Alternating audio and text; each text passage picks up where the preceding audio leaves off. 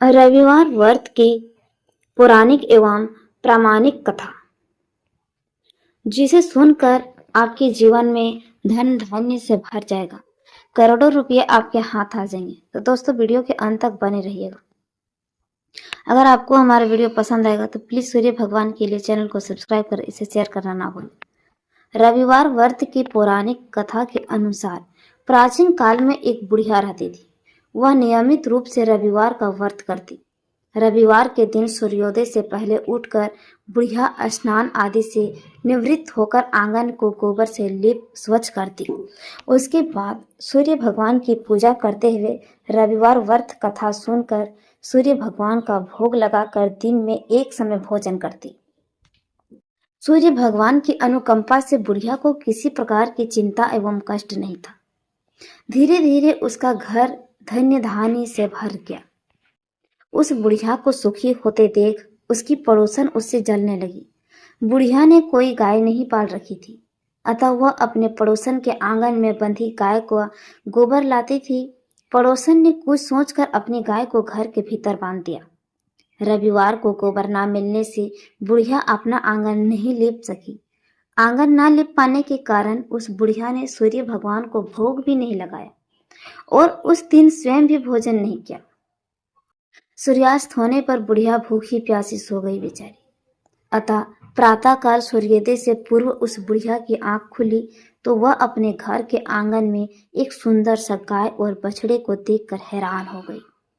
गाय को आंगन में बांधकर उसने जल्दी से उसे चारा लाकर खिलाया। पड़ोसन ने उस बुढ़िया के आंगन में बंधी सुंदर गाय और बछड़े को देखा तो वह उससे और अधिक जलने लगी। तभी गाय ने सोने का गोबर दिया। गोबर को देखते ही पड़ोसन की आंखें फट गई। पड़ोसन ने उस बुढ़िया को आसपास ना पाकर तुरंत उस गोबर को उठाया और अपने घर ले गई तथा अपनी गाय का गोबर वहां रख दिया। सोने के गोबर से पड़ोसन कुछ ही दिनों में धनवान हो गई। गाय प्रतिदिन सूर्योदय से पूर्व सोने का गोबर किया करती थी और बुढ़िया के उठने से पहले पड़ोसन उस गोबर को उठाकर ले जाती थी। बहुत दिन तक बुढ़िया को सोने का गोबर के बारे में कुछ भी पता नहीं चला। बुढ़िया पहले की तरह हर रविवार को भगवान सूर्यदेव का व्रत करती रही और कथा सुनती रही। लेकिन सूर्य भगवान को जब पड़ोसन की चालाकी का पता चला तो उन्होंने तेज आंधी चलाई। आंधी का प्रकोप देखकर बुढ़िया के गाय को घर के भीतर बांध दिया। सुबह उठकर बुढ़िया ने सोने का गोबर देखा तो उसे बहुत आश्चर्य हुआ। उस दिन के बाद बुढ़िया गाय को घर के भीतर बांधने लगी। सोने के गोबर से बुढ़िया कुछ ही दिनों में बहुत धनी हो गई। उस बुढ़िया के धनी होने से पड़ोसन बुरी तरह जल भून कर राख हो गई और उसने अपने पति को समझा बुझाकर उस नगर के राजा के पास भेज दिया। सुंदर गाय को देखकर राजा बहुत खुश हुआ। सुबह जब राजा ने सोने का गोबर देखा तो उसके आश्चर्य का ठिकाना ना रहा। उधर सूर्य भगवान को भूखी प्यासी बुढ़िया को इस तरह प्रार्थना करते देख उस पर बहुत करुणा आई। उसी रात सूर्य भगवान ने राजा को सौपन में कहा, राजन, बुढ़िया की गाय व बछड़ा तुरंत लौटा दो, नहीं तो तुम पर विपत्तियों का पहाड़ टूट पड़ेगा, तुम्हारा महल नष्ट हो जाएगा। सूर्य भगवान ने सौपन में बुरी तरह से भयभीत राजा ने प्रातः सुबह उठते ही गाय और बछड़ा बुढ़िया को लौटा दिया।